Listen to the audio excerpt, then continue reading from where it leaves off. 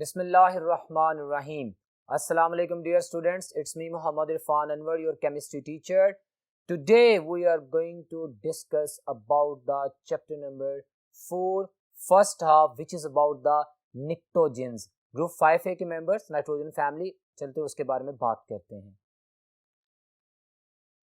जी तो dear students, इस वक्त आप लोग व्हाइट बोर्ड पे भी देख सकते हैं कि हमने जो लेक्चर नंबर 33 है उसमें आज चैप्टर नंबर 4 फर्स्ट हाफ पढ़ना है, जिसमें हमारे पास आप देख सकते हैं कि ग्रुप 5A की बात की गई है। 5A यानी नाइट्रोजन फैमिली, वो तमाम एलिमेंट्स जिनके वैलेंस शेल में 5 इलेक्ट्रॉन होते हैं, वो तमाम एलिमेंट्स जिनकी valence shell electronic configuration ns2np3 होती है, वो तमाम एलिमेंट्स जिनके पास 3 अनपेयर्ड p सबशेल्स के 3 ऑर्बिटल होते हैं, px1 py1 pz1। Nitrogen families को निक्टोजेंस भी कहते हैं। अच्छा, ये बहुत इंपॉर्टेंट एलिमेंट्स हैं जिनको हम पढ़ेंगे वन बाय वन। इस ग्रुप में मौजूद जो इंपॉर्टेंट एलिमेंट्स उनके कंपाउंड्स को भी पढ़ेंगे, लेकिन उससे पहले जैसा कि हम हर ग्रुप को पढ़ते हैं उसकी जनरल प्रॉपर्टीज जो कि एंट्रेंस टेस्ट के पॉइंट ऑफ व्यू से इंपॉर्टेंट होती हैं, क्वेश्चंस की फॉर्म में, बुलेट्स की फॉर्म में आपके सामने है। So talk about them. मैं अगर जनरल कैरेक्टरिस्टिक्स की बात करता हूं तो आप देखते हैं सबसे पहले मैंने मेटालिक कैरेक्टर लिखा हुआ है। हम जानते हैं कि नाइट्रोजन नॉन मेटल है, फास्फोरस नॉन मेटल है, और हम लेफ्ट टू राइट जब पीरियड में मूव करते हैं तो हमारे पास मेटालिक कैरेक्टर डिक्रीज करता है, लेकिन हमें यह भी पता है कि top to bottom metallic character increase करता है। सो इस प्रॉपर्टी को अगर जहन में रखें तो आप देखें मैंने आइडेंटिफाई कर दिया है टू द पॉइंट कि इस ग्रुप में नाइट्रोजन और phosphorus they are non metals, उसके बाद arsenic and antimony they are metalloids और सेमी मेटल्स, क्योंकि top to bottom metallic character बढ़ रहा है। और अगर हम बिस्मथ की बात करते हैं तो that is a very good metal. ये चीजें आपसे एमसीक्यू में पूछी जा सकती हैं, वन लाइनर है, आपको याद होना चाहिए। उसके बाद हम बात करते हैं फॉर्मेशन ऑफ द एनाइंस।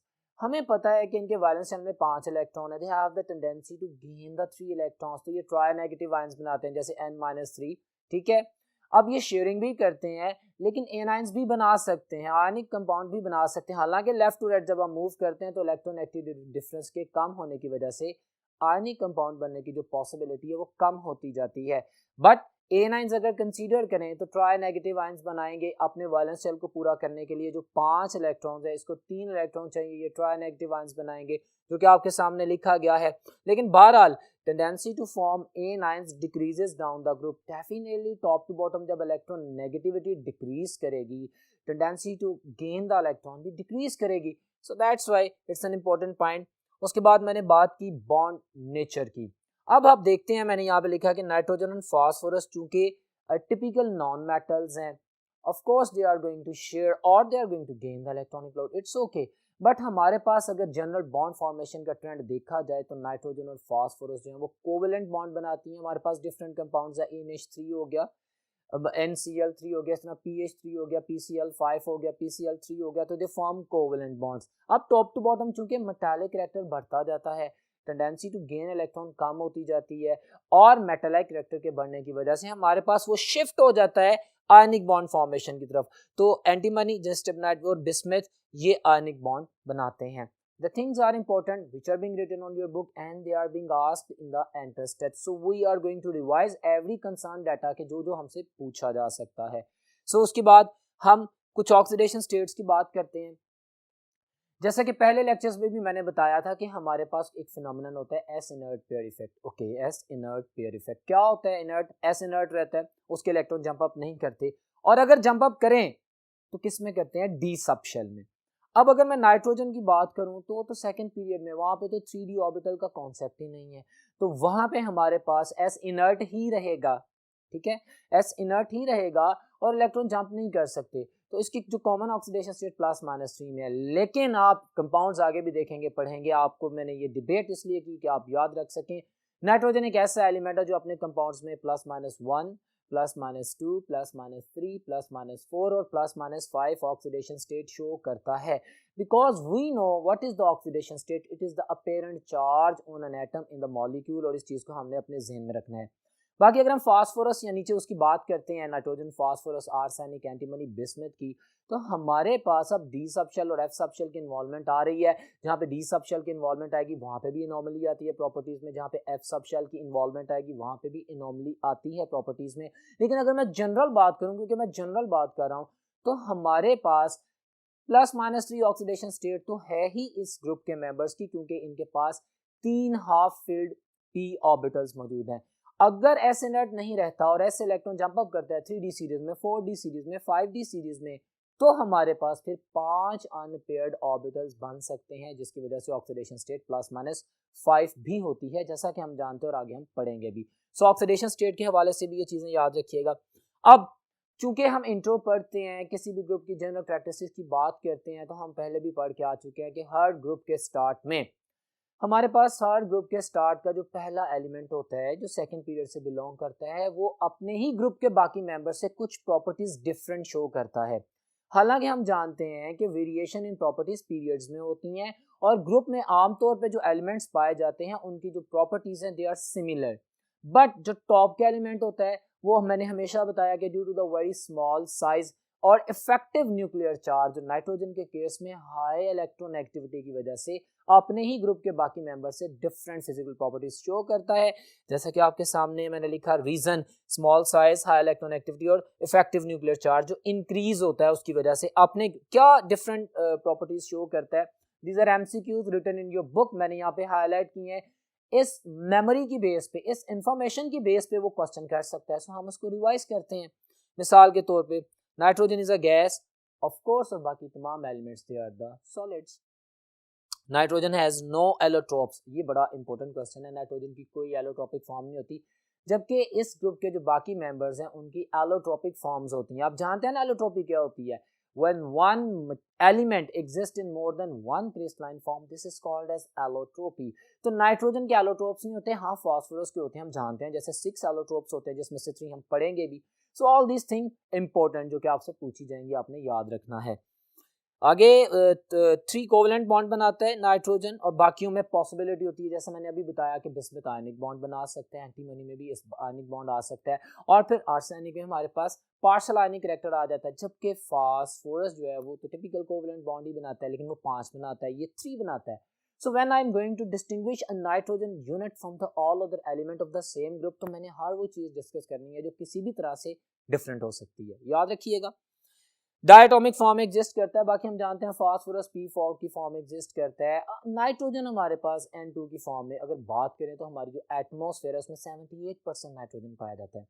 तो अक्रंस के हवाले से भी आपने चीज़ों को याद रखना है। आपकी बुक में जो टेबल्स बने होंगे एलिमेंट्स की अक्रंस के हवाले से, वो आपने ज़रूर उसको याद करना है। जैसे फास्फोर्ड में कैल्शियम फॉस्फेट, कैल्शियम फ्लोरोफॉस्फेट, ये तमाम जो ओर्स है ना, मैं स्टूडेंट्स में आपको बार बार बता रहा हूँ कि आप लोगों ने लाजमी याद करनी है, ठीक है। उसके बाद हम बात करते हैं ऑक्सीडेशन स्टेट की, वो हम कर चुके, हमें इन चीज़ों का पता होना चाहिए। ओके, एक एमसीक्यू की फॉर्म में मैंने कोशिश की है कि इसको एक्सप्लेन किया जाए फॉर यू पीपल। स्टेटमेंट देखें कि select the one having no allotropic form, और मैंने फास्फोरस, आर्सेनिक, एंटीमनी और नाइट्रोजन लिखा है। तो अभी मैंने पीक्यूलर नेचर में बताया कि हमारे पास नाइट्रोजन की कोई एलोट्रोपिक फॉर्म नहीं होती। ये तमाम डाटा मुख्तलिफ अंदाज में एमसीक्यूज की फॉर्म में पूछा जाता है, पूछा जाएगा, और आप इस मेमोरी बेस्ड कॉन्सेप्ट के ऊपर, इस मेमोरी बेस्ड जो नॉलेज है इसकी बेस पे अपने सवालों का जवाब देंगे। अब हम मजीद पढ़ते हैं नेक्स्ट बोर्ड में। जी तो डियर स्टूडेंट्स, आप लोग देख सकते हैं इस वक्त मैंने नाइट्रोजन और उसके कंपाउंड्स की बात करनी है। यहाँ पे वो मैंने लिखा हुआ है, नाइट्रोजन एक इंपॉर्टेंट एलिमेंट है, इसकी जनरल कैरेक्टरिस्टिक्स हमने पढ़ी, पीक्यूलर नेचर पढ़ी। अब इसके जो कंपाउंड्स हैं उसके हवाले से आप जानते हैं कि ये बड़ी diversified kind of variety products की बनाता है, और उनको जो हमारे सिलेबस में हम पढ़ेंगे और उनसे जो जो क्वेश्चन पूछे जा सकते हैं हम उनको डिस्कस करेंगे, ज़रूरी है जानना। अब देखें, सबसे पहले मैंने ऑक्साइड्स ऑफ नाइट्रोजन की बात की है। आप स्टूडेंट्स जानते हैं कि ऑक्साइड्स ऑफ नाइट्रोजन में हमारे पास N2O dinitrogen oxide, NO nitric oxide, NO2 nitrogen dioxide, N2O3, N2O5, ये 5 तरह के ऑक्साइड्स हैं जिनका नाम आपको पता होना चाहिए। लेकिन आपके पास जो डिस्कस किए गए हैं उनमें से सबसे पहला लॉफिंग गैस है। Laughing gas N2O dinitrogen oxide, ये क्या है, किस तरह बनाई जाती है, डिफरेंट प्रिपरेशंस हैं, एक दो मैंने लिख दी है, बाकी मैं बोलूंगा, आपने तमाम एस्पेक्ट्स को सुनना है। जैसे मैंने यहाँ पे आपको कुछ चीज़ों को मेमोराइज करवाने के लिए सिर्फ डाइल्यूट नाइट्रिक एसिड का जिंक मेटल पे रिएक्शन किया है। जब zinc metal dilute nitric acid से रिएक्शन करती है तो हमारे पास लॉफिंग गैस बनती है। डेफिनेटली फिर zinc nitrate as a by product बनता है और हमारे पास वाटर मॉलिक्यूल भी बनता है। But important thing is this nitrogen dinitrogen oxide जो कि लॉफिंग गैस है बनती है। इसकी प्रॉपर्टीज देखें मैंने लिखी हैं, ये एमसीक्यूज में पूछा जाएगा इंटरसेस में। हमारे पास लॉफिंग गैस हिस्टेरिकल लॉफ्टर, इंसान अगर इसको स्मेल करता है तो वो आउट ऑफ कंट्रोल हो जाता है, वो बहुत ज़्यादा हंसता है, तो उसके ब्रेन का वो पार्ट जो उसकी हंसी को कंट्रोल करता है दैट इज बीइंग अफेक्टेड। आदमी खुश हो ना हो लेकिन ये हिस्टोरिकली लाफ करता है, ये याद रखना है, इसलिए इसको लाफिंग गैस कहते हैं। न्यूट्रल है, इंपॉर्टेंट पॉइंट। क्यों इंपॉर्टेंट पॉइंट? क्योंकि हम कॉमनली जानते हैं कि जितनी भी नॉन मेटल्स हैं उनके ऑक्साइड आमतौर पे एसिडिक इन नेचर होते हैं, लेकिन अभी आप देख रहे हैं कि नाइट्रोजन क्या जो मैंने ऑक्साइड पहले पढ़ाया है laughing gas die nitrogen oxide है तो नॉन मेटल का ऑक्साइड, लेकिन ये न्यूट्रल टू लिटमस है, ये इंपॉर्टेंट पॉइंट है, याद रखना है। ये कलरलेस गैस है, हैवियर देन एयर होती है, स्वीट इन टेस्ट होती है, प्लेजेंट स्मेल होती है, ये पॉइंट्स इसके याद रखिएगा। फिर कुछ रिएक्शंस की बात की है मैंने, हमारे पास लिमिटेड टाइम है, हमने इन चीज़ों को ओवरव्यू करना है। ये तमाम पॉइंट्स मैंने अलहदा अलहदा आप लोगों के लिए इसलिए लिखे हैं कि अगर एमसीक्यूज की फॉर्म में पूछा जाए तो you can better answer them. Okay, so physical properties में मैंने रिएक्शंस लिखे हैं, आप ये कैटेगरी रिएक्शन की देख रहे हैं। एक मैंने ट्रांजिशन एलिमेंट लिख दिया है कॉपर, दूसरा मैंने फास्फोरस लिख दिया, और इसमें सल्फर भी हो सकता है, H2S भी हो सकता है, मैं रिएक्शन करवा सकता हूँ। इन दोनों में आप देख रहे हैं कि laughing gas is functioning as an oxidising agent, उसने कॉपर को भी ऑक्सीडाइज कर दिया, फास्फोरस को भी, और इनके एलिमेंट ऑक्साइड बना दिए। ये P2O5 या P4O10 है, फास्फोरस पेंटाऑक्साइड कहते हैं, नॉर्मली ये डायमेरिक फॉर्म में पाया जाता है, इसलिए मैंने P4O10 लिखा है जैसे कि आपकी बुक में लिखा हुआ है, ठीक है। और साथ में नाइट्रोजन गैस लिबरेट होगी। तो this question can be asked कि जब लॉफिंग गैस किसी भी चीज को ऑक्सीडाइज करती है, खुद रिड्यूस होती है, तो डेफिनेटली अपने एक ऑक्सीजन को ये रिलीज कर चुकी होती है और खुद फिर ये नाइट्रोजन गैस की फॉर्म में रिलीज हो जाती है। तो सवाल बनाने वाला इन तमाम एस्पेक्ट से क्वेश्चन बना सकता है। This is entrance test lecture, you must focus on this, ठीक है। उसके हम बात करते हैं नाइट्रिक ऑक्साइड NO।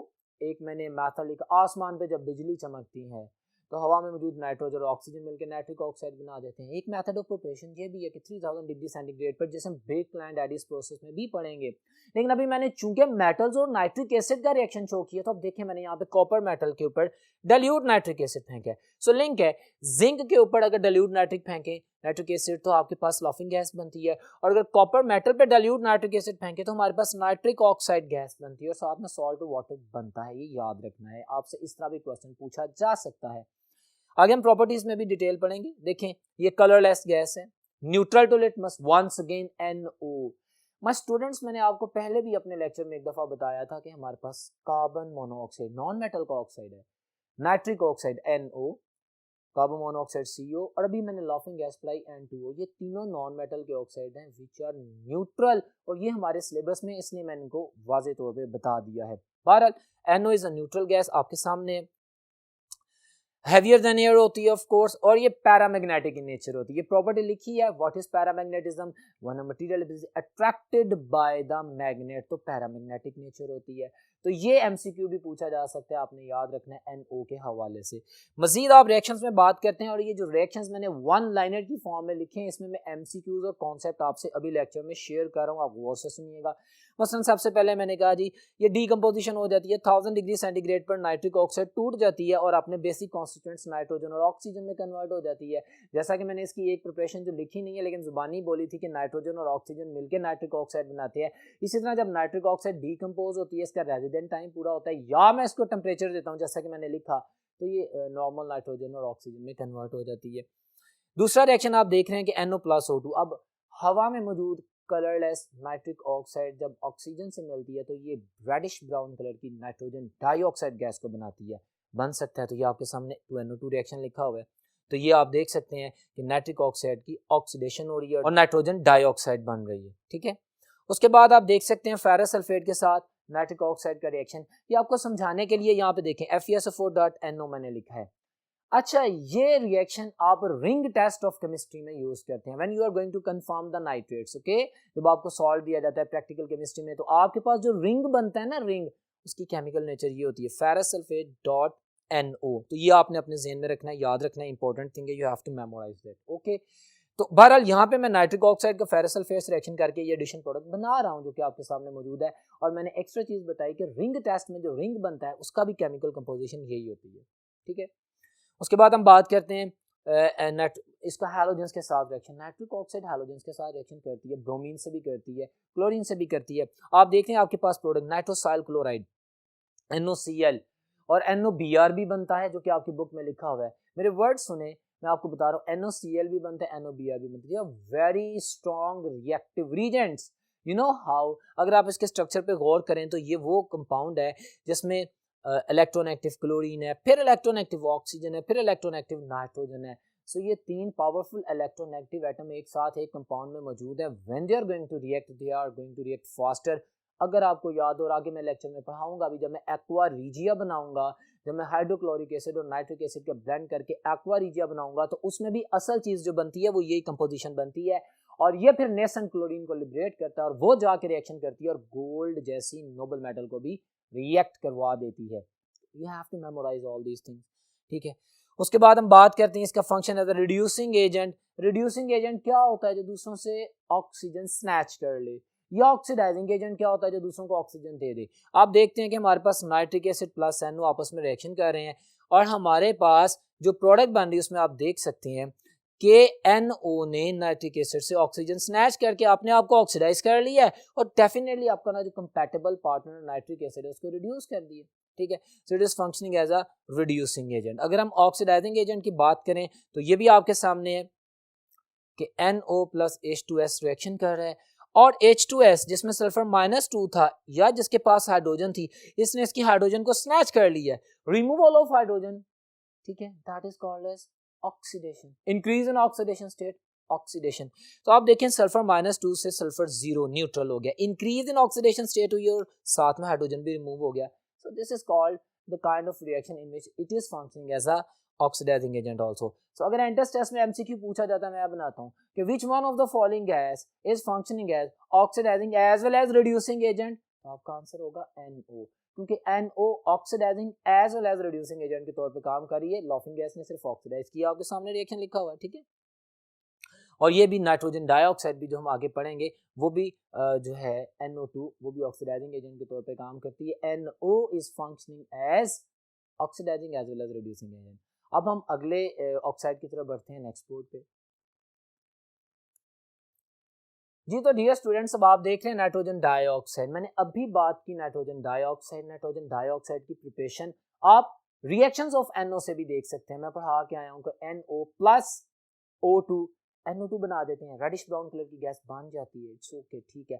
इसके अलावा मैंने जो लिंक फॉलो किया हुआ है कि मैं डाइल्यूट नाइट्रिक एसिड और किसी भी मेटल का रिएक्शन कर रहा हूँ या कॉन्सेंट्रेटेड नाइट्रिक एसिड या किसी भी मेटल का रिएक्शन कर रहा हूँ और जो डिफरेंट गैसेस बन रही हैं वो इसलिए बता रहा हूँ कि हमारे एंट्रेंस टेस्ट में जब क्वेश्चन पूछा जाता है तो वो मेटल्स का नाइट्रिक एसिड के साथ जब रिएक्शन होता है तो उसको प्लस माइनस करता है। अब देखें कॉपर प्लस HNO3, तो आप देख रहे हैं कॉन्सेंट्रेटेड नाइट्रिक एसिड को अगर यूज किया तो कॉपर नाइट्रेट बना है, साथ में नाइट्रोजन डाइऑक्साइड गैस बनी है। ये मेरी डिजायर्ड गैस है। इसकी अगर आप प्रॉपर्टीज को देखें तो आप देख सकते हैं रेडिश ब्राउन गैस है, मैं बता चुका हूं। इसकी पंजेंट स्मेल होती है, एसिडिक इन नेचर होती है, ये वाटर में डिसॉल्व होती है, रिएक्शन करती है, ठीक हो गया। तो वो मैंने ब्लू एसिड सॉल्यूशन बनता है। अच्छा, एसिड्स का सॉल्यूशन का, एसिड के सॉल्यूशंस का कलर नहीं होता। हमारे पास जो एसिड्स कलर शो करते हैं that is in fact because of the presence of the oxides, उनके फ्यूम्स की वजह से कलर होता है। तो हमारे पास जो ब्लू कलर टच आता है एसिड्स का, इसमें नाइट्रिक एसिड का, तो that is because of this gas colour, ठीक है। पॉइजनस इन नेचर होती है, ऑफ कोर्स एसिडिक होती है। और इसका एक MCQ पूछा जाता है कि which one of the following gas is used in the rocket fuel, तो हमारे पास NO2 नाइट्रोजन डाइऑक्साइड है जो आप प्रेजेंट करेंगे। क्लियर हो गया। So this is factor. आगे रिएक्शंस की बात करते हैं तो ये एक बड़ा कॉमन रिएक्शन है, बड़ा इंपॉर्टेंट रिएक्शन है जो NO2 के हवाले से मैंने बताया, जिसको मैं अभी बोलूंगा, आपकी बुक में भी है। बट डियर स्टूडेंट, ये गैस है, रेडिश ब्राउन गैस है। जब टेम्परेचर थोड़ा डाउन होता है तो ये डाइमेरिक फॉर्म में पाई जाती है। तो NO2 के दो यूनिट आपस में जब डाइमर बनाते हैं तो N2O4 बन जाता है। अच्छा, ये रेडिश ब्राउन कलर की गैस है, जब टेम्परेचर डाउन करते हैं तो N2O4 में भी ये रेडिश ब्राउन कलर की ही रहती है, लेकिन जब इसको और टेम्परेचर डाउन करते हैं तो ये पेल येलो लिक्विड में कन्वर्ट हो जाती है, ठीक है। और जब उस लिक्विड को मजीद कूल डाउन करते हैं तो ये कलरलेस क्रिस्टलाइन सॉलिड में कन्वर्ट हो जाती है। सॉलिड फॉर्म में भी डायमेरिक फॉर्म है N2O4। आप देख सकते हैं मैंने लिखा है कलरलेस सॉलिड। इसको जब आप हीट अप करेंगे तो ये ब्राउन कलर के पहले डायमेरिक फॉर्म में होगी, जब इसको 140 पे हीट अप करेंगे तो फिर डायमेरिक कनेक्शन टूट जाएगा, लेकिन ये रेडिश ब्राउन गैस ही रहेगी NO2। पहले ये डायमर था और अब ये NO2 बन गया।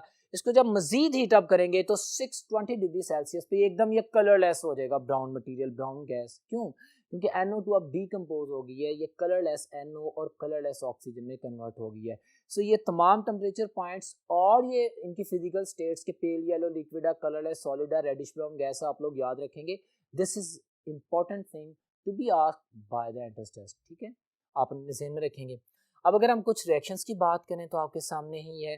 मैं 2NO2 को डीकम्पोज करता हूँ तो NO प्लस O2, जैसे अभी यही रिएक्शन मैंने रिपीट किया, यू कैन सी दैट, तो डीकम्पोजिशन होगी।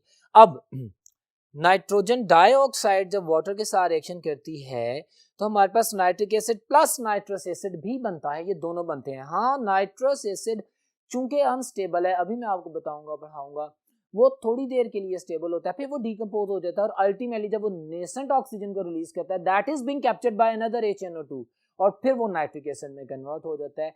लेकिन जहां पे मैं रिएक्शन की बात कर रहा हूँ NO2 को जब वाटर में डिसॉल्व करेंगे तो आपने ये कहना है, आपने ये याद रखना है कि NO2 पानी में डिसॉल्व करने से नाइट्रस प्लस नाइट्रिक एसिड बनाती है फॉर फर्स्ट टाइम, और उसके फौरन बाद जब डीकम्पोजिशन नाइट्रस एसिड की होती है, चूंकि वो अनस्टेबल है, तो फिर वो नाइट्रिक एसिड में कन्वर्ट होता है। इसके बाद एसिड बेस रिएक्शन है जी, एसिडिक गैस है, किसी भी स्ट्रॉन्ग बेस के साथ रिएक्शन करेगी। इंपॉर्टेंट पॉइंट कि जब नाइट्रोजन डाइऑक्साइड किसी स्ट्रॉन्ग बेस के साथ रिएक्शन करती है तो नाइट्रेट्स भी बनते हैं, नाइट्राइट्स भी बनते हैं। आपके सामने इक्वेशन लिखी हुई है, mixture of the nitrates as well as nitrites are form. क्यों? क्योंकि अभी बताया कि नाइट्रिक एसिड भी बनता है, नाइट्रस एसिड भी बनता है, ठीक है, याद रखना है। ऑक्सीडाइजिंग एजेंट के तौर पे जब ये काम करती है, आप देख सकते हैं कि मैंने यहाँ पे प्रेजेंट किया कि फेरस सल्फेट जिसमें आयरन की +2 ऑक्सीडेशन स्टेट है, ठीक है, ये जब रिएक्शन करते हैं नाइट्रोजन डाइऑक्साइड और सल्फ्यूरिक एसिड की प्रेजेंस में, और आप देखते हैं फेरस सल्फेट प्लस H2SO4, ये एक ऑक्सीडाइजिंग एजेंट है। लेट्स सपोज जब ये रिएक्शन करते हैं NO2 के साथ, आप देखते हैं Fe+3 हो जाता है। तो स्टूडेंट आप देखते हैं कि NO2 भी मैंने बोला ऑक्सीडाइजिंग एजेंट के तौर पे काम कर रही है। मुझे कैसे पता चला कि मेरे पास जो प्रोडक्ट बनती है उसमें Fe+2 की ऑक्सीडेशन स्टेट इंक्रीज हो गई है, तो increase in the oxidation state is the oxidation reaction, ठीक है। तो ये देखें, इसने इसके साथ ये प्रोडक्ट बना दी है, इसको ऑक्सीडाइज कर दिया है और खुद ये ऑक्सीजन की सप्लाई करके खुद ये रिड्यूस होके नाइट्रिक ऑक्साइड में कन्वर्ट हो गया है। So these are the things which you have to memorise. हमने जब भी गैसेस को पढ़ना है, उनकी प्रिपरेशन को पढ़ना है, उनकी प्रॉपर्टीज़ को पढ़ना है, थॉरली पढ़ना है। मैंने कोशिश की कि उनको बोला भी जाए, उनको लिख के भी दिखाया और उनको डिस्कस भी किया और इस चीज़ को रियलाइज़ करवाने की कोशिश की माय डियर स्टूडेंट्स कि हमने इनको पढ़ना है क्योंकि इसमें से इस तरह के ही क्वेश्चन आते हैं। सो अब हम बात करते हैं ऑक्सी एसिड्स ऑफ नाइट्रोजन की, ठीक है। ऑक्सी एसिड्स वो एसिड्स जिनमें ऑक्सीजन पाई जाए, HNO2 ऑक्सीजन है ना, HNO3, इसी तरह H2SO4, H3PO4 ऑक्सी एसिड्स होते हैं, HClO4 वगैरह। Oxy acids are always stronger acids than the mineral acids. अहम लाइन बोली है, ऑक्सी एसिड्स की स्ट्रेंथ अपने रेलेवेंट मिनरल एसिड से ज्यादा होती है, क्योंकि जितना ज्यादा स्ट्रॉन्ग इलेक्ट्रोनेगेटिव यूनिट यानी ऑक्सीजन एटम पाया जाएगा, उतना ज्यादा इलेक्ट्रॉनिक क्लाउड स्नैच होगा, उतना ज्यादा H पॉजिटिव आयन जल्दी रिलीज होगा और उतना ज्यादा मटेरियल ज्यादा स्ट्रॉन्ग एसिडिक होगा। ये मैंने बड़ा इंपॉर्टेंट कॉन्सेप्ट बोला। अब बात करते हैं हम अपने ऑक्सी एसिड ऑफ नाइट्रोजन की। आप देख सकते हैं मैंने सबसे पहले नाइट्रस एसिड लिखा है, इसका स्ट्रक्चर मैंने लिख दिया, रेजोनेटिंग स्ट्रक्चर आप देख सकते हैं। अच्छा, यहाँ पे इंटरनल शिफ्टिंग ऑफ प्रोटॉन होती है, that's why it's an example of the tautomerism also. मेरी कोशिश है कि एंट्रेंस टेस्ट के इस लेक्चर में जब जो भी रेलेवेंट चीज आए और जो हमने पढ़ा हुआ, जो हमसे क्वेश्चन में आ सकता है, वो सारी चीजें डिस्कस की जाए। सो ये देखिए, मैंने जब नाइट्रस एसिड का स्ट्रक्चर बनाया है तो इसमें ये दोनों स्ट्रक्चर्स को लिखा है और साथ में रेजोनेंट कंट्रीब्यूटिंग स्ट्रक्चर्स दोनों बना दिए और उसमें बताया है कि this is the example of the tautomerism also. Molecular formula same रहता है, इंटरनल शिफ्टिंग ऑफ प्रोटॉन होती है। प्रिपरेशन की बात करते हैं तो आप देखें, एक प्रिपरेशन आपकी बुक में लिखी हुई है कि डाइनाइट्रोजन ट्राइऑक्साइड को जब पानी में डिसॉल्व करते हैं तो हमारे पास HNO2 बनता है, नाइट्रस ऑक्साइड बनता है, सिंपल। दूसरा, आइस कोल्ड कंडीशंस में, आइस कोल्ड अगर मैं एक्वस H2SO4 का रिएक्शन करवाता हूँ बेरियम नाइट्राइट के साथ, तो आप देख सकते हैं कि मेरे पास बेराइट बनता है, बेरियम सल्फेट बनता है और साथ में HNO2 बनता है। My desired product is HNO2, so I am discussing that. तो ये दोनों मेथड ऑफ प्रिपरेशन है, याद रखने हैं। MCQ बना के पूछ सकते हैं कि बताएं आइस कोल्ड कंडीशन में किससे क्या बनता है अगर मैं सल्फ्यूरिक एसिड और बेरियम नाइट्राइट का रिएक्शन कराऊं। पूछ सकता है, तो नाइट्रिक एसिड बनेगा कि नाइट्रस एसिड बनेगा। तो आपने इन तमाम इक्वेशंस को पढ़ने का मकसद ये है कि अपने जहन में इसको रखना है और आप इसको प्रॉपर्ली आंसर करेंगे। Watch this. अब कुछ प्रॉपर्टीज लिख दी हैं मैंने, ये इंपॉर्टेंट एमसीक्यू है नाइट्रस एसिड का। हाँ, only stable in the form of salts, और साथ में जस्टिफाई किया है it is little stable in the dilute solution. अगर आप कहना कि कॉन्सेंट्रेटेड नाइट्रस एसिड चाहिए तो फिर आपको किसी भी रिएक्शन में इन सिचू ही बनाना पड़ता है, ड्यूरिंग द रिएक्शन ही बनाना पड़ता है ताकि वो बने और साथ रिएक्ट कर जाए। अगर आप कॉन्सेंट्रेटेड नाइट्रस एसिड, मैंने अब से थोड़ी देर पहले बोला था, बना के स्टोर करना चाहें तो नहीं कर सकते। हाँ, ये अपने सॉल्ट्स की फॉर्म में स्टेबल हो सकता है जिसको इसको किसी भी मिनरल एसिड से रिएक्शन करके रिकवर करके फौरन यूज किया जा सकता है, बट इसको रखा नहीं जा सकता। ठीक हो गया। तो ये एमसीक्यू याद रखना है, प्रिपरेशन डिस्कस कर लिए। अब हम इसके रिएक्शंस की बात करेंगे नेक्स्ट बोर्ड पे। जी तो डियर स्टूडेंट्स, आप लोग देख रहे हैं इस वक्त रिएक्शंस नाइट्रस एसिड के। मैंने लिखा आपके सामने डीकंपोजिशन रिएक्शन। मैंने आपको बताया था अभी थोड़ी देर पहले रिएक्शन में कि जब मेरे पास नाइट्रस एसिड बनता है तो वो थोड़ी देर बाद ही अपने आप को कन्वर्ट कर देते हैं नाइट्रिक एसिड में। वो रिएक्शन क्या है जरा देखें। 3 मोल्स नाइट्रस एसिड के यूज हो रहे हैं, वो अपने आप को डीकंपोज करते हैं, नाइट्रिक ऑक्साइड और वाटर बनता है, साथ में नाइट्रिक एसिड बनता है। तो एंट्रेंस टेस्ट में ये क्वेश्चन भी पूछा जा सकता है कि how many mole of the nitrous acid are required to form 1 mole of the nitric acid. तो आप इक्वेशन में देख के बता देंगे कि भाई 3 मोल नाइट्रस एसिड के यूज होंगे तो 1 मोल नाइट्रिक एसिड बनेगा। क्लियर हो गया। फिर उसके बाद as an oxidising agent reaction है। अच्छा, यहाँ पे इसी की डिस्क्रिप्शन आएगी कि होता क्या है। देखें, ऊपर वाले रिएक्शन में भी मैंने इस चीज को एक्सप्लेन करने की कोशिश की है। 2 मोल जो नाइट्रस एसिड के होते हैं वो वाटर और नाइट्रिक ऑक्साइड यानी नाइट्रोजन ऑक्साइड में कन्वर्ट होते हैं और एक में नेसेंट ऑक्सीजन जनरेट होती है। अगर मैं ऊपर वाले रिएक्शन की बात करूं तो अगर मैं तीसरा मॉलिक्यूल नाइट्रस एसिड का यूज करूं और उसमें एक एटॉमिक ऑक्सीजन दे दूं तो वो नाइट्रिक एसिड बन जाता है। ये रिएक्शन भी जस्टिफाई हो रहा है। और अगर मैं ये बात करूं कि इस एटॉमिक ऑक्सीजन का रिएक्शन मैं फर्दर किसी भी रिएक्टेंट से करवाऊं तो definitely the nitrous acid is functioning as an oxidising agent because it is providing the oxygen to them. ठीक है, तो देखिए मैंने रिएक्शन किया, एज एन ऑक्सीडाइजिंग एजेंट काम करता है। SO2 का रिएक्शन O से नेसेंट ऑक्सीजन से होता है, आपके पास SO3 बनती है। अच्छा, यहाँ पे आपने एक और बात याद रखनी है, अगर मैं SO2 का रिएक्शन HNO2 के साथ करवाऊं तो आपने इस पॉइंट को याद रखना है कि फिर मेरे पास वाटर भी बनेगा और डेफिनेटली उस वाटर में SO3 एब्जॉर्ब होकर सल्फ्यूरिक एसिड बनाएगी। Got it. अगर तो मैं गैस से रिएक्शन करवा रहा हूं तो फिर ठीक है, मैं SO3 गैस लिख सकता हूं, लेकिन अगर मैं SO2 + 2 HNO2 लिखूंगा तो मेरे पास जो प्रोडक्ट्स आएंगे उसमें NO + H2SO4 आएगा। ठीक है, तो अगर कोई पूछे कि सल्फ्यूरिक एसिड बन सकता है नाइट्रस से तो आप कहेंगे बिल्कुल बन सकता है, तो वो रिएक्शन आपके सामने है। इसी तरह आप देखें SnCl2, इसमें भी ऑक्सीडाइजिंग एजेंट के तौर पे ये काम कर रहा है। कैसे? SnCl2 को इसने SnCl4 में कन्वर्ट कर दिया तो क्या हुआ, मैंने लिखा हुआ है Sn + 2 से Sn + 4 बन गया।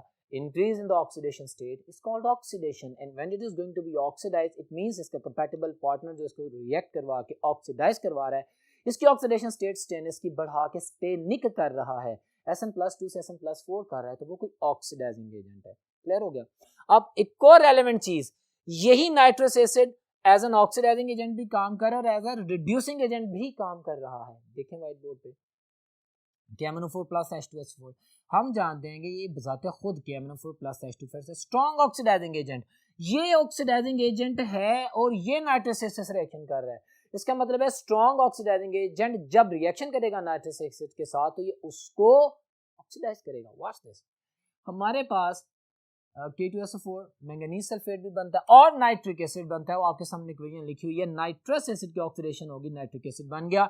और स्टूडेंट्स आपको पता होना चाहिए कि आपने नाइट्रोजन की किसी भी मॉलिक्यूल के अंदर ऑक्सीडेशन स्टेट कैसे कैलकुलेट करनी है। वेरी सिंपल, आपको आता है प्रोसीजर।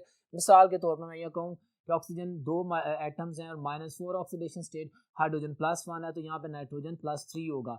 जबकि नाइट्रिक एसिड में अगर हम देखते हैं तो नाइट्रिक एसिड में नाइट्रोजन की जो ऑक्सीडेशन स्टेट है वो +5 होगी, क्योंकि ऑक्सीजन -6 और हाइड्रोजन +1 के बाद हमारे पास +5 नाइट्रोजन बचता है। So all these things are important. वो आपको स्ट्रक्चर दे सकता है, वो आपको कोई गैस दे सकता है और कह सकता है बताएं कि इसमें नाइट्रोजन की ऑक्सीडेशन स्टेट क्या है।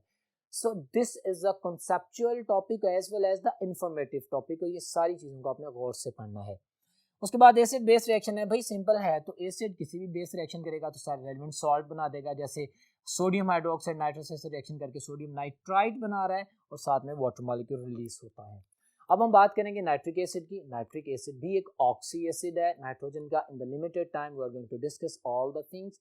आपके सामने मौजूद है, इसको एक्वा फोर्टिस भी कहते हैं, ये इसका नाम मैंने लिख दिया, नाइट्रिक एसिड का एक्वा फोर्टिस भी कहते हैं।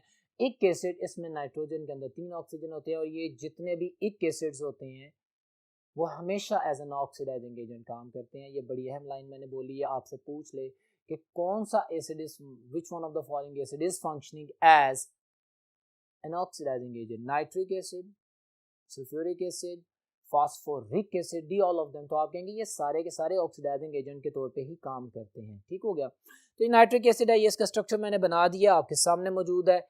इसके बाद हम इसकी प्रॉपर्टीज देखते हैं और प्रिपरेशन देखते हैं। पहले प्रिपरेशन की अगर बात करें तो मैंने लैब मेथड पहले लिखा है, या आपकी बुक में जो भी रिएक्शन दिया गया है वो एंट्रेंस टेस्ट में पूछा जाएगा। लैब मेथड में अगर आप देखें KNO3 + H2SO4 एक्वस, आपके पास पोटेशियम बाइसल्फेट बनता है और साथ में नाइट्रिक एसिड बनता है, बिल्कुल बन सकता है। ये लेबोरेटरी मेथड है।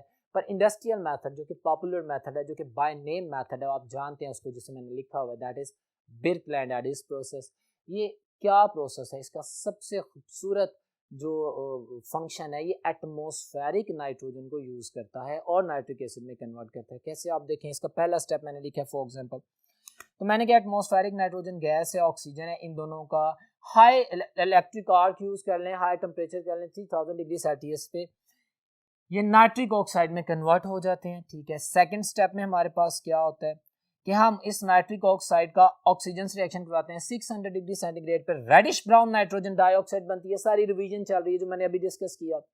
अब ये नाइट्रोजन डाइऑक्साइड थर्ड स्टेप में क्या करती है, पानी के साथ रिएक्शन करती है और जो मैं अभी बता गया हूं कि नाइट्रिक एसिड बनता है और साथ में नाइट्रस एसिड भी बनता है और नाइट्रस एसिड फौरी तौर पे फिर दोबारा नाइट्रिक एसिड में कन्वर्ट हो जाता है। तो आप ये देखें, वही रिएक्शन जो मैंने पहले पढ़ा था कि 3 नाइट्रस एसिड के मॉलिक्यूल कन्वर्ट होकर अल्टीमेटली नाइट्रिक एसिड बनाते हैं और कलरलेस गैस नाइट्रिक ऑक्साइड और वाटर वेपर्स बन जाते हैं। So this is the method of the preparation of the nitric acid by the Birkeland Eyde process.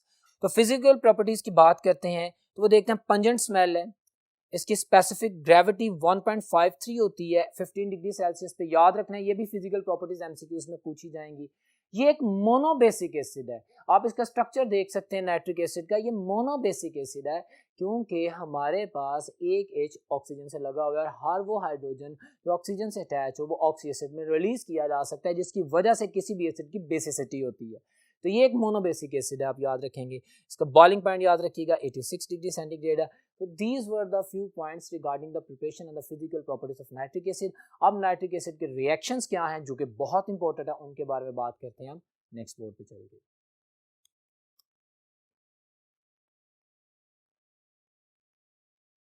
जी तो डियर स्टूडेंट्स, अभी हमने preparation of the nitric acid पढ़ा। अब उसकी रिएक्टिविटी की तरफ आते हैं। एंट्रेंस टेस्ट के पॉइंट ऑफ व्यू से इसके जो रिएक्शंस हैं उनमें से एमसीक्यूज बहुत इंपॉर्टेंट आते हैं। मैंने आपको एक्सप्लेन करना है एंट्रेंस टेस्ट के पॉइंट ऑफ व्यू से, गौर से सुनिएगा और उन कुछ कॉन्सेप्ट्स को मैंने मर्ज करने की कोशिश की है। जैसा कि आप देख सकते हैं व्हाइट बोर्ड पे, reactivity of the nitric acid. पहली बात तो ये है कि नाइट्रिक एसिड डीकंपोज हो जाता है। ये अगर लाइट में रखा जाए या ज्यादा टेम्परेचर मिले तो ये डीकंपोज हो जाता है। किसमें? आप देख सकते हैं nitric acid is going to be decompose into the its former nitrogen dioxide gas, जो कि ब्राउन कलर की गैस, और साथ में ऑफ कोर्स हमारे पास वाटर वेपर्स बन जाते हैं with the elimination of oxygen, क्योंकि ये एक ऑक्सीडाइजिंग एजेंट था।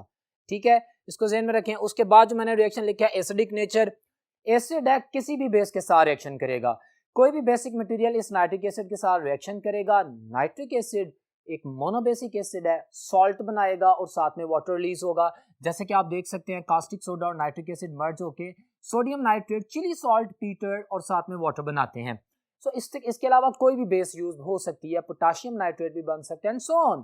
ठीक है, अब बात करते हैं ऑक्सीडाइजिंग एजेंट। हम जानते हैं कि नाइट्रिक एसिड, मैंने आपसे थोड़ी देर पहले कहा था कि जितने भी इक एसिड्स हैं they are the oxidising agents. ठीक है, कैसे? ये देखिए, नाइट्रिक एसिड के 2 मोल्स डीकंपोज होते हैं 2NO2H2 और नेसेंट ऑक्सीजन बनती है। ये जो एटॉमिक ऑक्सीजन होती है ये वाइटल रोल प्ले करती है। इसको किसी भी चीज के साथ जब रिएक्शन करवाते हैं, नॉन मेटल्स के साथ, मेटल के साथ, तो ये इसको डिलीवर करता है और ऑक्सीडाइज करता है। So it has an oxidising properties. Nitric acid is a oxidising agent. Clear है? अब आप देखें रिएक्शन विद नॉन मेटल्स, मैंने क्लासीफाई किया है नाइट्रिक एसिड के रिएक्शंस को, जो कि आपको बड़े कॉम्प्लिकेटेड लगते हैं और आप देख के घबरा सकते हैं कि इसमें हम इसको कैसे करेंगे, तो उस चीज़ को आसान करने के लिए, एंट्रेंस टेस्ट के लिए इजी करने के लिए, my dear student, I have work that for you people. Note कीजिएगा, समझिएगा। मैंने क्लासीफाई किया reaction with the non metals, आपके सामने है, like carbon, like sulphur, phosphorus हो सकती है। तो कोई भी नॉन मेटल जब इसके साथ रिएक्शन करेगी तो डेफिनेटली उसको ऑक्सीडाइज कर रहा है, कार्बन डाइऑक्साइड बन गया, और यहाँ पे सल्फर जीरो ऑक्सीडेशन स्टेट से हमारे पास +6 ऑक्सीडेशन स्टेट पे आ गया। Increase in the oxidation state और एडिशन ऑफ द ऑक्सीजन और removal of the hydrogen, they all are the definition of the oxidation. So nitric acid जब किसी नॉन मेटल के साथ मिलता है तो आप देख सकते हैं कि उसको ऑक्सीडाइज कर रहा है और साथ में डेफिनेटली बाय प्रोडक्ट्स बन रही हैं। और हम जानते हैं कि जब भी नाइट्रिक एसिड रिएक्शन करता है तो बाय प्रोडक्ट में नाइट्रोजन डाइऑक्साइड और वाटर तो बनता ही है। जैसे मैंने नाइट्रस एसिड के रिएक्शन में बताया था कि जब नाइट्रस एसिड रिएक्शन करता है तो साथ में NO+H2O बनता है। तो स्टूडेंट इन ट्रिक्स को भी याद रखिएगा। अब इस पॉइंट पे आते हैं, reaction with the metalloids, semi metals. आपकी बुक में आर्सेनिक और एंटीमनी दोनों दिए गए हैं।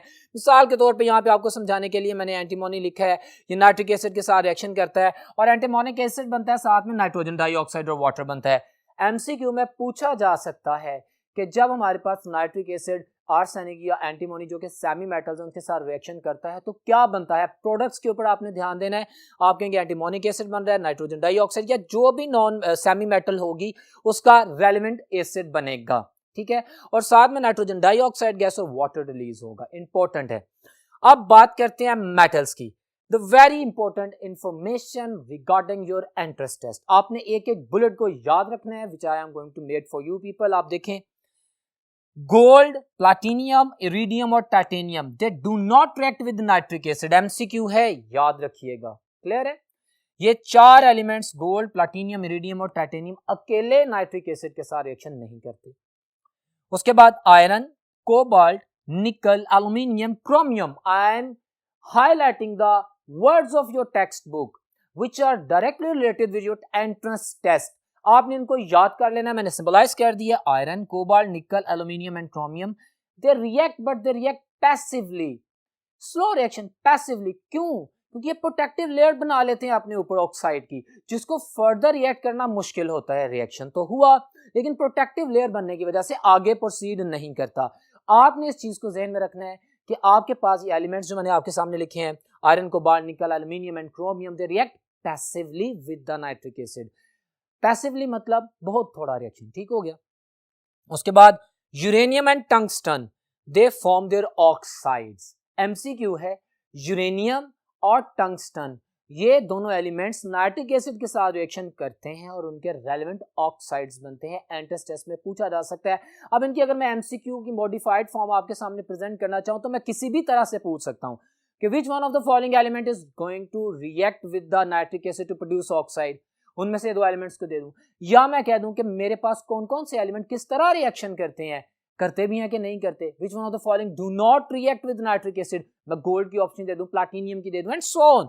ये तमाम डाटा आपसे डिवर्ट करके पूछा जा सकता है। You must put your full focus on this words. उसके बाद मैग्नीशियम, मैंने लिख दिया डाइल्यूट नाइट्रिक एसिड के साथ रिएक्शन करता है। वेल स्टूडेंट्स, इसी तरह कोई भी एक्टिव मैटर, मैग्नीशियम मैंने एक मिसाल दी है, same as the case with the manganese मैंने लिख भी दिया है ताकि आपकी बुक का भी कोई वर्ड, कोई पॉइंट, कोई एलिमेंट खाली ना जाए। मैग्नीशियम और मैंगनीज डाइल्यूट नाइट्रिक एसिड से रिएक्शन करते हैं, अपना सॉल्ट बनाते हैं नाइट्रेट और साथ में हाइड्रोजन गैस लिबरेट करते हैं। Important point, hydrogen gas liberate होती है, एमसीक्यू में पूछा जा सकता है। इस तरह कॉपर हमारे पास आता है और सिल्वर और मर्करी। अच्छा, यहां पे मैंने लिंक करने की कोशिश की है so that I can clarify your concept. अब इन चीजों को फोकस कीजिए, आप पढ़ सकते हैं, समझ सकते हैं, याद कीजिए। कॉपर, सिल्वर और मर्करी डाइल्यूट नाइट्रिक एसिड के साथ सेम पैटर्न में रिएक्शन करते हैं, अपने रेलेवेंट नाइट्रेट्स बनाते हैं, copper nitrate, silver nitrate, mercury, लेकिन साथ में ये जो गैस लिबरेट होती है NO, ये आपने याद रखना है। Dilute nitric acid mercury, silver और कॉपर के साथ मिलकर नाइट्रिक ऑक्साइड एक कलरलेस गैस को रिलीज करता है, ठीक है, और इस गैस की प्रॉपर्टीज अभी हमने लेक्चर के स्टार्ट में पढ़ी है। उसके बाद हम बात करते हैं कि यही तीन एलिमेंट्स यानी कॉपर, सिल्वर और मर्करी अगर कॉन्सेंट्रेटेड नाइट्रिक एसिड से रिएक्शन कर लेंगे, ये तीन एलिमेंट्स, तो फिर हमारे पास concentrated nitric acid nitrogen dioxide brown colour की गैस बनाएगा जो कि एसिडिक इन नेचर होती है, याद रखिएगा। तो इन बुलेट्स का और इन एलिमेंट्स का कंपैरिजन अब आपको कितना बेनिफिशियल हो सकता है आपको समझ आ रहा होगा। अब उसके बाद बात करते हैं कॉपर, जिंक और टिन। ये अगर कॉन्सेंट्रेटेड नाइट्रिक एसिड से रिएक्शन करें तो नाइट्रोजन डाइऑक्साइड गैस बनती है। तो ये और साथ में उनके नाइट्रेट्स बनते हैं और वाटर मॉलिक्यूल बनता है। डेफिनेटली वो चीजें तो बनेगी ही, लेकिन जो एमसीक्यू में चीज पूछी जा सकती है गैसेस के हवाले से वो मैंने एलैबोरेट कर दी है। अब हम चलते हैं नेक्स्ट बोर्ड पर मजीद रिएक्शंस की तरफ देखते हैं। जी तो डियर स्टूडेंट्स, अभी आप देख सकते हैं zinc very dilute nitric acid. अब हमने अभी पढ़ा जिंक के रिएक्शंस को। जिंक अगर डिल्यूट नाइट्रिक एसिड से रिएक्शन करे तो हमने लाफिंग गैस बनाई थी। जिंक अगर कॉन्सेंट्रेटेड नाइट्रिक एसिड से रिएक्शन करे तो NO2 ब्राउन कलर की गैस बनती है। और जिंक अगर वेरी डिल्यूट नाइट्रिक एसिड से रिएक्शन करे तो कोई गैस नहीं बनती, अमोनियम नाइट्रेट बनता है और डेफिनेटली जिंक का नाइट्रेट बनता है। अच्छा, इस रिएक्शन को मैंने टिन के साथ क्यों रिलेट किया, आप जरा फोकस करें। मैंने कहा कि zinc very dilute nitric acid के साथ और टिन डाइल्यूट नाइट्रिक एसिड के साथ, टिन डाइल्यूट नाइट्रिक एसिड के साथ और जिंक वेरी डिल्यूट के साथ अमोनियम नाइट्रेट्स बनाते हैं। याद रखिएगा, एमसीक्यू में पूछा गया है इसलिए हाईलाइट किया मैंने इसको, ठीक है।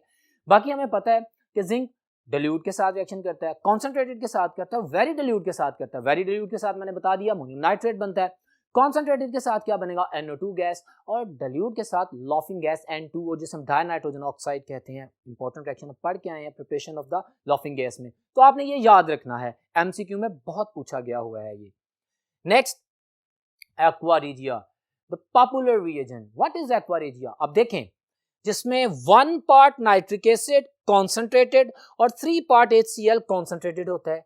अब ये दोनों 1:3 रेशियो से नाइट्रिक और हाइड्रोक्लोरिक एसिड मिलते हैं तो हमारे पास नाइट्रोसाइल क्लोराइड NaCl एक रिएजेंट बनता है, साथ में क्लोरीन गैस लिबरेट होती है, वाटर मॉलिक्यूल बनता है। ये इतना इंपॉर्टेंट रिएजेंट है कि ये जब डीकंपोज होता है तो आप देख सकते हैं हमारे पास नाइट्रिक ऑक्साइड बनता है और साथ में नेसेंट क्लोरीन बनती है।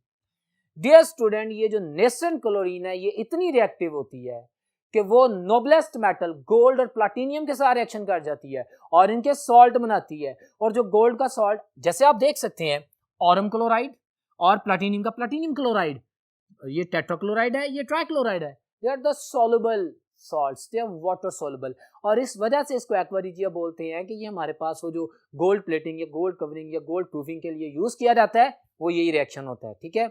हमारे पास 3 part HCl, 1 part HNO3, they react together to form a reagent which gives the atomic chlorine, and that nascent chlorine is going to react with the noblest metal to produce their salts which are soluble in water. Hence we can say कि nitric acid और HCl का जो blend है वो gold जैसी Nobel metal को भी react करके अपने काम में ला सकता है, ठीक है। रिएक्शन विद द हाइड्रोकार्बन्स, हम सारी ऑर्गेनिक केमिस्ट्री पढ़ के आए। आज जस्ट एक्सप्लेन द समरी। हमारे पास हाइड्रोकार्बन नाइट्रिक एसिड से रिएक्शन करते हैं, नाइट्रो अल्केन्स बनती हैं, नाइट्रो एरोमेटिक कंपाउंड्स बनते हैं। जैसे कुछ एग्जांपल्स मैंने आपके सामने लिखी हैं। Nitric acid concentrated sulphuric acid की प्रेजेंस में अगर टोलुइन से रिएक्शन करे तो 2,4,6 ट्राई नाइट्रोटोलुइन जो कि एक एक्सप्लोसिव है बनता है। एक्सप्लोसिव याद रखना है, यूजेस में पूछ सकते हैं आपसे। इसके अलावा अगर डाइल्यूट नाइट्रिक एसिड का रिएक्शन करें तो फिर एक सब्स्टिट्यूएंट लगेगा, खाली नाइट्रोटोलुइन बनेगा, या अगर बेंजीन के साथ रिएक्शन हो तो खाली नाइट्रोबेंजीन बनेगा। और अगर कॉन्सेंट्रेटेड रिएक्शन करेगा तो हमारे पास ऑर्थो और पैरा पोजीशन और तीनों पोजीशंस के ऊपर मल्टीपल सब्स्टिट्यूएंट्स लग सकते हैं। तो depending on the concentration of the nitric acid, जब एरोमेटिक या किसी ऑर्डिनरी हाइड्रोकार्बन से रिएक्शन होता है तो उनकी नाइट्रेशन हो जाती है, ठीक है, आपने याद रखना है। उसके बाद मैंने ग्लिसरॉल की भी एग्जांपल दी, ऑर्गेनिक कंपाउंड है, ये ट्राई नाइट्रोग्लिसरीन बनाता है और साथ में वाटर एलिमिनेट करता है। अच्छा स्टूडेंट्स, जहाँ पे नाइट्रो ग्रुप आ जाता है जिन ऑर्गेनिक कंपाउंड्स में, they are going to be used as the explosives also, उनको बड़े ध्यान से डील करना होता है, ठीक है। तो ये नाइट्रिक एसिड के कुछ रिएक्शंस की समरी थी जो मैंने एक्सप्लेन की। मैंने इनको एंट्रेंस टेस्ट के पैटर्न में आप लोगों को एक्सप्लेन करने की कोशिश की ताकि आप इन पॉइंट्स को जहन में रखें और इसको यूटिलाइज करते हुए आपका टेस्ट बेहतरीन हो।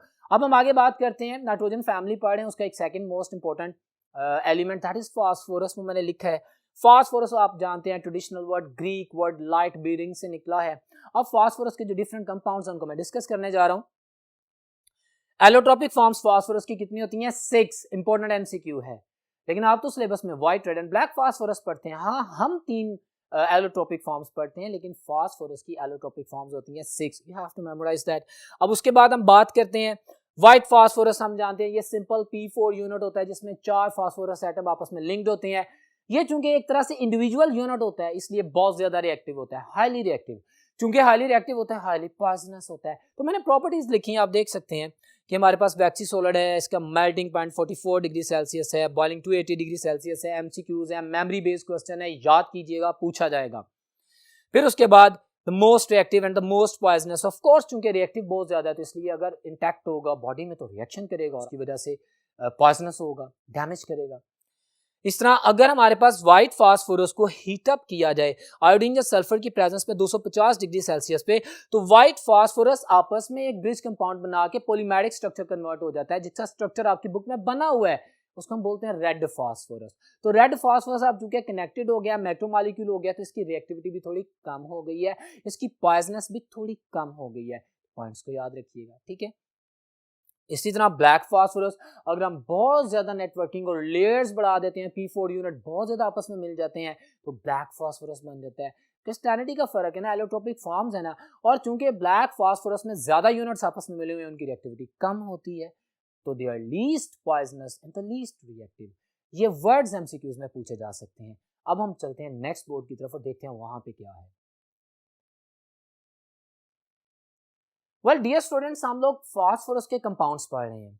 हमने फास्फोरस के इंट्रोडक्शन पढ़ा, एलोट्रोपिक फॉर्म्स पढ़ी, अब कंपाउंड्स को पढ़ने जाएंगे। हमारे पास आपकी बुक में डिटेल्ड डिस्क्रिप्शन दी गई है। मैंने कोशिश की है कि वो तमाम पॉइंट्स को इन थोड़ी इक्वेशंस की फॉर्म में कंप्लीटली एक्सप्लेन किया जाए, और स्पेसिफिकली वो वर्डिक्स जो कि आपके एंट्रेंस टेस्ट में पूछे गए हैं वो मैं आपसे पूछूं, आपको एक्सप्लेन करूं, डिस्कस करूं। तो हम सबसे पहले बात करते हैं हेलाइड्स। फास्फोरस अगर क्लोरीन के साथ लिमिटेड सप्लाई में रिएक्शन करता है तो ट्राइक्लोराइड बनता है। वही फास्फोरस अगर एक्सेस में रिएक्शन करता है तो they are going to phosphorus pentachloride. तो ट्राइक्लोराइड और पेंटाक्लोराइड डिपेंड करता है कि क्लोरीन की कितनी कॉन्सेंट्रेशन है जिसके साथ रिएक्शन कर रहे हैं, ठीक है, आपने याद रखना है। फास्फोरस ट्राइक्लोराइड लिक्विड है, फास्फोरस पेंटाक्लोराइड आपके सामने मैंने कहा कि एक सॉलिड है, उसके मेल्टिंग पॉइंट और बॉइलिंग पॉइंट लिखे हुए हैं, आपने याद रखने हैं, मेमोरी बेस्ड क्वेश्चन है। अब आप देखें कि मैंने बहुत से रिएक्शंस में से हम जानते हैं ट्राइक्लोराइड और पेंटाक्लोराइड अल्कोहल्स के साथ रिएक्शन करते हैं, हम जानते हैं ऑर्गेनिक कंपाउंड्स के साथ रिएक्शन करते हैं, हम जानते हैं डिफरेंट मेटल्स के साथ रिएक्शन करते हैं। वो डेफिनेटली सिंपल रिएक्शंस है, हमारे पास मेटल क्लोराइड्स बनते हैं, हमारे पास हेलाइड्स बनते हैं, क्लोराइड्स बनते हैं, जैसे हमने इथाइल क्लोराइड बनाया अल्कोहल के साथ रिएक्शन करके। They are simple, we are very much aware about them, but जो टारगेटिंग डिफरेंट पॉइंट है वो मैंने आपके सामने एक्सप्लेन किया। तवज्जो फरमाएं, फास्फोरस ट्राइक्लोराइड वाटर के साथ जब रिएक्शन करता है तो कौन सा एसिड बन रहा है? Phosphorus acid H3PO3। Important MCQ पूछा जाएगा। जबकि PCl5 जब वाटर के साथ रिएक्शन कर रहा है तो कौन सा एसिड बन रहा है? Phosphoric acid. ग्रेट डाइवर्सिटी है, तमाम रिएक्शंस को पढ़िएगा, लेकिन ये अहम 3 पॉइंट्स जो मैंने आपके सामने एलैबोरेट किया आपको इनके बारे में पता होना चाहिए, और इन 2 रिएक्शंस को जहन में भी रखिएगा, क्योंकि अभी मैंने preparation of the phosphoric acid और फास्फोरस एसिड की बात करनी है, उसमें ये बातें आएंगी, ठीक है। तो फास्फोरिक एसिड की प्रिपरेशन और फास्फोरस एसिड की प्रिपरेशन भी हमारे पास आ सकती है। कुछ फिजिकल प्रॉपर्टीज एक्सप्लेन की गई हैं, उनकी फिजिकल स्टेट, ये भी आपसे एमसीक्यू पूछे जा सकते हैं, उनके मेल्टिंग पॉइंट, बॉइलिंग पॉइंट भी पूछे जा सकते हैं, उनका रिएक्टिविटी पैटर्न भी पूछा जा सकता है, जो मैंने आपको बोल के बताया। अब बात करते हैं ऑक्साइड्स की। बिल्कुल उसी तरह जिस तरह फास्फोरस को लिमिटेड सप्लाई ऑफ क्लोरीन में करते थे रिएक्ट तो PCl3 बनता था, अगर ऑक्सीजन की लिमिटेड सप्लाई में करेंगे तो P2O3 बनेगा, और अगर एक्सेस सप्लाई में करेंगे तो P2O5 बनेगा। आप जानते हैं P2O3 की गार्लिक लाइक स्मेल होती है, पॉइजनस होता है, ये तमाम प्रॉपर्टीज आपको पता होनी चाहिए। और P2O5 में अगर गार्लिक लाइक स्मेल आए तो उसमें थोड़ा सा P2O3 मौजूद है। बहरहाल इनकी प्रिपरेशन है। इनकी फिजिकल स्टेट्स के बारे में मैंने बता दिया कि P2O3 भी सॉलिड है, जिसका मेल्टिंग पॉइंट 22.8 डिग्री सेल्सियस है, जिसका बॉइलिंग पॉइंट 173 डिग्री सेल्सियस है, ओके। इसी तरह P2O5 की भी मैंने फिजिकल स्टेट बता दी। पॉइंट टू बी नोटेड, ये जो सॉलिड है P2O5 हाइग्रोस्कोपिक है। You know what is hygroscopic? जो मॉइस्चर अब्सॉर्ब करते हैं और सॉलिड रहते हैं, एंड लिक्विसेंट जो मॉइस्चर अब्सॉर्ब करके सॉल्यूशन बन जाते हैं। बार बार आपकी केमिस्ट्री में ये क्वेश्चन पूछा जाता है, मैं बार बार एक्सप्लेन करता हूँ, once again I am telling you. तो ये पॉइंट्स आपने याद रखने हैं। अब उसके बाद हम इसके कुछ रिएक्शंस की बात करते हैं। रिएक्शंस वंस अगेन बहुत हैं, लेकिन मैंने वाटर के साथ रिएक्शन एक्सप्लेन किया क्योंकि ये एमसीक्यू में स्टूडेंट को कंफ्यूज कर सकता है। मैंने वो हाईलाइट कर दिया कि P2O3 जब वाटर से रिएक्शन करता है कोल्ड वाटर से तो फास्फोरस एसिड बनता है। वही P2O3 फास्फोरस ट्राइऑक्साइड। अच्छा, P4O6 क्यों लिखा? क्योंकि ये डायमेरिक फॉर्म में भी पाया जाता है। वही फार्मूला, वही केमिकल फिजिकल प्रॉपर्टीज, लेकिन डायमेरिक फॉर्म में होगा तो मैं डबल लिखूंगा ना उसे। चीज वही है, जब वो हॉट वाटर से रिएक्शन करेगा तो क्या बन रहा है? Phosphoric acid. तो ये आप याद रखेंगे पॉइंट अपने पास। वो बाय प्रोडक्ट्स का पूछ सकता है, साथ में क्या बनी, तो आप कहेंगे फॉस्फीन गैस बनती है, and so on. Similarly P2O5 का कोल्ड वाटर से रिएक्शन है इंपॉर्टेंट थिंग, आपके पास HPO3 बनता है and you know what is HPO3, metaphosphoric acid होता है, ठीक है। इसी तरह आपके पास P2O5 जब वाटर से रिएक्शन करता है हॉट के साथ तो फॉस्फोरिक एसिड बनता है। तो डियर स्टूडेंट्स, इनके रिएक्शंस में हमारे पास प्रिपरेशंस भी एसिड्स की आ गई जो हमने आगे पढ़नी थी। इनकी प्रॉपर्टीज पढ़िएगा, इनकी डेंसिटीज पढ़िएगा, इनकी फिजिकल प्रॉपर्टीज बहुत मैटर करती हैं क्योंकि वो एमसीक्यूज में पूछी जाती हैं, जो मैं बोल भी रहा हूँ, बता भी रहा हूँ, बार बार फोकस कर रहा हूँ कि आप इनको अच्छे तरीके से पढ़ें ताकि आपका टेस्ट अच्छा हो। आगे हम बात करते हैं फास्फोरस एसिड की। My dear student, phosphorus acid का स्ट्रक्चर मैंने आपके सामने लिखा। अब वो हाइड्रोजन जो ऑक्सीजन के साथ अटैच है वो रिप्लेसेबल है। सो फास्फोरस एसिड H3PO3 कितने हाइड्रोजन आयन दे सकता है? 2। तो ये डायबेसिक एसिड है, याद रखना है, डायबेसिक एसिड है, ये 2 बेसिस को न्यूट्रलाइज करेगा ना। अब इसकी प्रिपरेशन अभी हम ऊपर पढ़ के आए हैं, आप देख सकते हैं हमने फास्फोरस एसिड की प्रिपरेशंस पढ़ी हैं, तो आप वही इसमें फिक्सिंग कर दीजिएगा। अब आप इसकी प्रॉपर्टीज पढ़ेंगे तो जनाब ये एक डिलिक्वियस एंड सॉलिड है। मैंने बताया था डिलिक्वियस एंड सॉलिड्स क्या होते हैं, जो मॉइस्चर को अब्सॉर्ब करते हैं एटमॉस्फेयर में और सॉल्यूशंस में कन्वर्ट हो जाती हैं। एमसीक्यू याद रखिएगा, इस सॉलिड का मेल्टिंग पॉइंट 73.6 डिग्री सेल्सियस है, क्रिस्टलाइन सॉलिड है, ये सारी चीज़ें याद रखिएगा। इसके रिएक्शंस, चूंकि ये डायबेसिक एसिड है मैंने अभी बताया, तो ये 2 बेसिस के साथ रिएक्शन करेगा। और वन मोर थिंग, ये रिड्यूसिंग एजेंट भी है क्योंकि इसको एक ऑक्सीजन चाहिए। ये फास्फोरस से फास्फोरिक एसिड बनना चाह रहा है, तो ये ऑक्सीजन को रिसीव करेगा, अपने आप को ऑक्सीडाइज करेगा और दूसरे को रिड्यूस कर देगा। क्लियर हो गया? जैसे मैंने नाइट्रस एसिड के बारे में कहा था ना कि that is functioning as a reducing agent, बिल्कुल इसी तरह phosphorus acid is also functioning as a reducing agent. तो रिएक्शन दिया गया है, किसी भी नॉन मेटल के साथ रिएक्शन करवा दें, किसी भी ऑक्साइड के साथ रिएक्शन करवा दें, फेरिक सल्फेट से रिएक्शन करवा दें, उसको रिड्यूस करके फेरस में कर देगा, उसकी डिक्रीज इन ऑक्सीडेशन स्टेट कर देगा। तो आपकी बुक में ये रिएक्शंस लिखे हैं जो मैं बोल भी रहा हूँ, आप समझ भी रहे हैं और आप इसको याद भी करेंगे और जहन में रखेंगे। तो डियर स्टूडेंट, ये फास्फोरस एसिड के हवाले से डिस्क्रिप्शन की, इसकी फिजिकल प्रॉपर्टीज को और इसके इंपॉर्टेंट कॉन्सेप्ट्स को मैंने हाईलाइट किया, प्रिपरेशन आपके सामने की। अब चलते हैं नेक्स्ट बोर्ड पर और देखते हैं वहां पे क्या है। जी तो डियर स्टूडेंट्स, अब हमारे पास फास्फोरस के कंपाउंड में जो नेक्स्ट ऑक्सी एसिड जिसमें ऑक्सीजन पाई जाती है फास्फोरस का, वो फास्फोरिक एसिड है।